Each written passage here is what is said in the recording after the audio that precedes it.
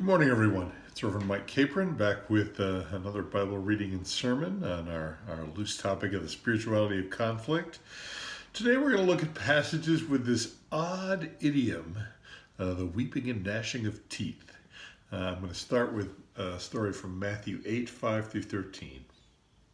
When Jesus had entered Capernaum, a centurion, so an officer in the occupying army of Rome, came to him asking for help. "Lord," he said, "my servant lies at home paralyzed, suffering terribly." And Jesus said to him, "Shall I come heal him?" The centurion replied, "Lord, I do not deserve to have you come under my roof, but say the word and my servant will be healed. For I myself am a man under authority, with soldiers under me, and I tell this one, 'Go,' and he goes, and that one, 'Come,' and he comes. And I say to my servant, 'Do this,' and he does it." When Jesus heard this, he was amazed and said to those following him, "Truly I tell you, I have not found anyone in Israel with such great faith. I say to you that many will come from the east and the west and take their places at the feast with Abraham, Isaac, and Jacob in the kingdom of heaven. But the subjects of the kingdom will be thrown aside into the darkness, where there will be weeping and gnashing of teeth." And then Jesus said to the centurion, "Go, and let it be done just as you believed it would." And his servant was healed at that very moment. It's the end of our reading. Well, Thursday was quite a long day in the aftermath of Hurricane Ida hitting New Jersey. I was trying to get to the office, but found a puddle of water in my bedroom. And when I went to the basement to get a tool, I found a pipe leaking. And then when I got to the church, we found water in the basement. And we worked to control that. And then I had an afternoon meeting. And then I had a long, stressful Zoom meeting that night. It was a long, long day. It was hell. There was weeping and gnashing of teeth. Did you notice I just used the word hell? I said it about my day, that it was hell. I didn't mean that literally. I didn't mean I opened some kind of dimensional portal and went to wherever hell is. A hellmouth for you Buffy fans. I just used it as a metaphor to say my day was long and hard. And honestly, my day wasn't that bad, not compared to the days a lot of other people were having on Thursday. Truth be told, I kind of enjoyed it. I was working with some church members to get some fans working to control the water. We were working as a team, and it was kind of fun. I'm simply bringing this up to point out that sometimes we use the word hell seriously and literally, but most of the time we use it casually, even humorously. And human language is like that. We have so many phrases and idioms. Suddenly the light bulb went off. Speak of the devil, here you are. We had better go back to the drawing board, but we'll cross that bridge when we come to it. You're feeling under the weather, so it'll let you off the hook. Lots. As part of my consideration of the spirituality of conflict, I got interested in this phrase, weeping and gnashing of teeth. The biblical word for weeping can be used for a wide variety of reasons: death, grief, anger, mournful dependence on God, lamentation, and even joy. Now, the word gnashing almost always means a discomfort or pain that comes from being sick, although there is one case where it gets used for listening to someone chew their food really loudly, probably with their mouth open. And there's also a verse in Acts where some people who are really mad at Paul grind their teeth at him as a sign of their rage. But I do think it is an idiom when they come together, weeping and gnashing of teeth. It happens 6 times in Matthew, and one of those is repeated in Luke. I'm going to briefly overview all 6 cases, and we'll see what we can learn from them. Hopefully a light bulb will go off and we'll get a flash of insight. How many idioms can I use in this sermon? And I guess I'll tip my hand to let you know in advance that I think these passages often have to do with the use of authority or power. Or, as you will see, maybe it is about proper stewardship of whatever resources you have. After all, God has given you your life. Your life is different than every other life. Try to use it well. That is what I think these passages are about. So let's start with the one we just read, Matthew 8, the Centurion and Jesus. The Centurion knows about authority. I myself am a man under authority, and so he understands and respects Jesus' authority. The Centurion, by the way, is using his authority for a purpose, to help his sick servant, which means that he and Jesus think alike about the purpose of power and authority. At the end of the exchange, Jesus was amazed that a pagan officer in the occupying army had this kind of faith. In his amazement, he declares that the centurion will feast with the Jewish patriarchs, Abraham, Isaac, and Jacob, while many Jewish insiders will be thrown outside into the darkness, where there will be weeping and gnashing of teeth.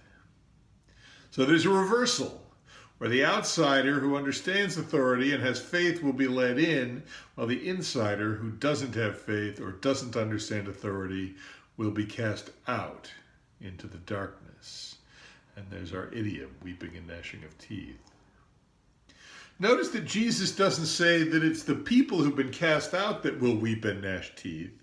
Instead, it's a third-person passive, continuing, there will be weeping and gnashing of teeth. The outer darkness is a place where that sort of thing happens. Jesus is characterizing but not defining it. All right, we have 5 more passages to summarize, so let's pick up the pace. See, another idiom.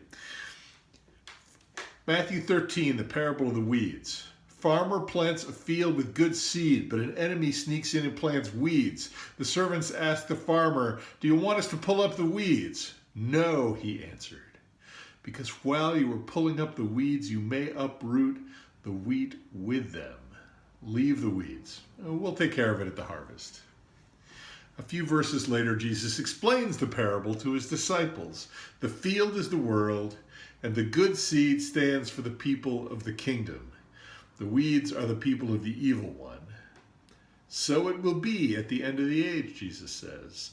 The Son of Man will send out his angels, and they will weed out of his kingdom everything that causes sin and all who do evil. They will throw them into a blazing furnace where there will be weeping and gnashing of teeth. And then the righteous will shine like the sun in the kingdom of their Father. The right use of authority at this present time involves patience. Do no harm. At the end of the age, Jesus will handle what we cannot handle now. In chapter 13, there's also the parable of the net, which says almost exactly the same thing, even down to the blazing furnace. So that's all I'm going to say about that one. Matthew 22, the king throws a wedding bash for his son. All the people he invites murder the people delivering the invitations. And the king is so angry, he has his army execute the murderers. And then he invites all the people who never expected to attend a royal banquet, all the people hanging out on the street corners, sweet souls in their poverty, as well as probably some drug dealers and delinquents.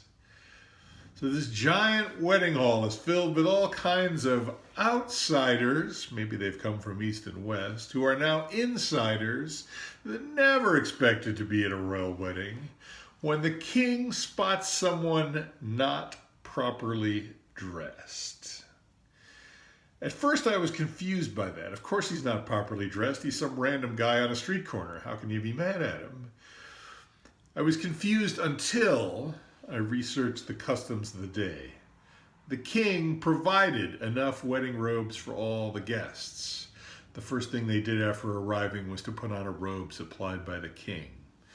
But for some reason, this Yutz didn't put his on. He chose not to. Maybe he wanted the free food and drink, but didn't want to honor the king by putting on the robe. He only needed to exercise this tiny bit of authority, of volition, by just putting on the supplied robe, but he wouldn't do it. And so out he goes into the outer darkness where there will be, I hope you're kind of saying it with me, weeping and gnashing of teeth. You're getting the idea now. I'm just going to read the next one for you. Matthew 24, 24 to 51. Who then is the faithful and wise servant whom the master has put in charge of the servants in his household to give them their food at the proper time? It will be good for that servant whose master finds him doing so when he returns. Truly I tell you, he will put him in charge of all his possessions. But suppose that servant is wicked and says to himself, my master is staying away for a long time, and he begins to beat his fellow servants and to eat and drink with drunkards. The master of that servant will come on a day when he does not expect him, and at an hour that he is not aware of.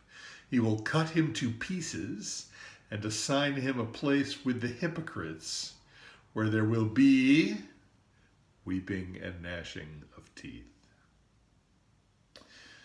Last one, Matthew 25, the parable of the talents. You know this one. A man is going away for a long time. He gives 10 talents of gold to one servant, 5 to another, 1 to the last.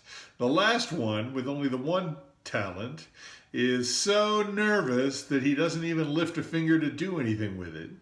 He wastes the time and wastes the resources provided. For him, it ends when the master says, throw that worthless servant outside into the darkness, where there will be weeping and gnashing of teeth. Those are all the weeping and gnashing passages in Matthew. What is the purpose of Jesus telling all these things? He was not trying to give a description of hell. His listeners then, just like us today, already know that it is not somewhere you want to be. He does not need to be specific or even consistent. Sometimes it is outer darkness, sometimes it is a furnace of fire. In one case, someone gets cut up in pieces before going there. It is the kind of place where there is weeping and gnashing of teeth. Instead, Jesus is talking to living people whose behavior he wants to influence. That's the point. He doesn't want people to squander resources. If you have only 1 talent, don't waste it. Use it. If your master, who's probably Jesus, tells you to feed and care for your fellow servants, which he basically tells all of us, you had better do it. Don't get drunk and beat them up instead. If you are lucky enough to be invited to a royal banquet, don't disrespect the king, who is probably represented by God the Father. Put your robe on. Don't just try to mooch the free food while disrespecting God. And if you know a lot of people, it will be the case that some of them are really good, and some of them are like bad weeds or rotten fish. Don't accidentally try and inflict any casualties trying to get rid of the bad ones. No friendly fire incidents. Leave the judgment to God and his angels at the end of the age. It can be hard to tell the good from the bad and the citizens of the kingdom of heaven from the people who belong to the evil one. You might get it wrong. Even people who act religiously might be hypocrites like the Pharisees, perhaps bound for the outer darkness. And some officer from an enemy army might actually have a lot of faith.